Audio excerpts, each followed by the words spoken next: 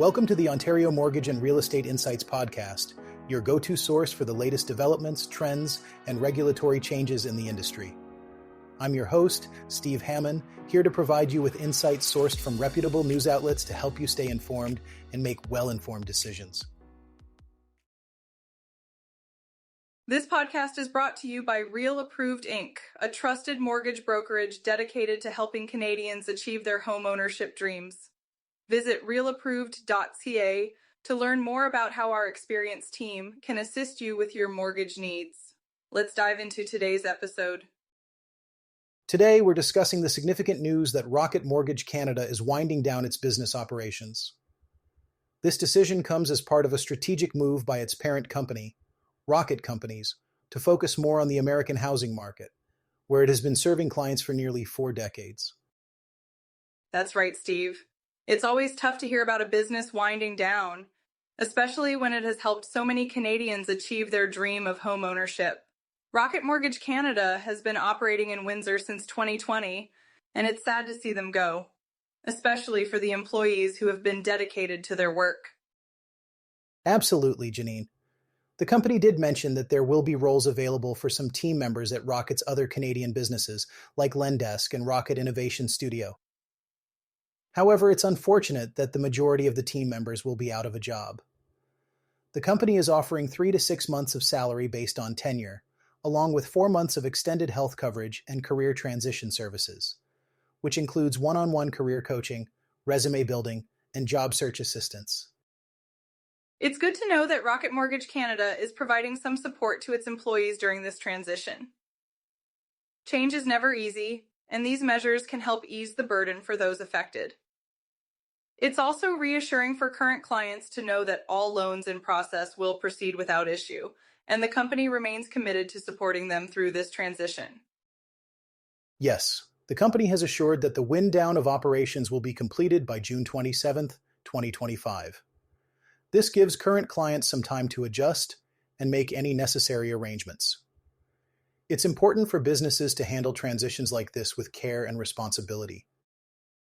The Greater Toronto Area is experiencing a notable decline in home sales, with a drop of over 25% in February compared to last year, despite buyers having substantial negotiating power.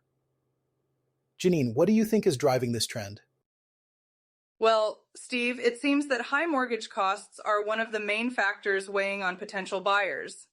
As the president of the Toronto Regional Real Estate Board, Alexia Berry-Sproul, mentioned, many households are eager to buy, but the current mortgage rates make it hard for the average family to comfortably afford monthly payments. That's a critical point, Janine. The average selling price did decline slightly by 2.2% compared to last year, down to $1,084,547. This could be seen as an opportunity for buyers, but the affordability issue remains a significant hurdle. Yes, and with 12,066 new properties listed last month, there's certainly more inventory available. However, the imbalance between sales and new listings means buyers have more favorable conditions, but it's still challenging due to the high costs. Jessica Hamill, a broker from Real Broker Ontario, pointed out that while there's more leverage, affordability is still a significant concern. And it's not just the mortgage rates, but also the macroeconomic factors at play. Jason Mercer, the chief market analyst for TRREB, highlighted the impact of Canada's trade tensions with the United States, which could be shaking buyers' confidence in the economy. Absolutely, Steve. The recent executive order from U.S. President Donald Trump imposing tariffs on Canadian goods adds to the uncertainty. Hamill mentioned that real estate doesn't exist in a vacuum, and global trade policies, economic shifts, and political changes all play into consumer confidence. It's a complex situation. In Toronto alone, sales fell over 21%, and throughout the rest of the GTA, they dropped nearly 31%. Detached homes saw the steepest decline, with sales down over 31%. These are significant numbers that reflect the broader challenges in the market. Indeed, Steve. It's important for buyers and sellers to consider their individual circumstances rather than just the market headlines. As Hamill wisely noted, timing the market is nearly impossible, and the focus should be on long-term goals and objectives. Let's dive into the latest data coming out of the Greater Toronto Area, where real estate prices are on the rise, despite a significant drop in sales. According to the Toronto Regional Real Estate Board, home prices climbed in February, but not because of a lack of inventory or high sales. Janine, what's your take on this trend?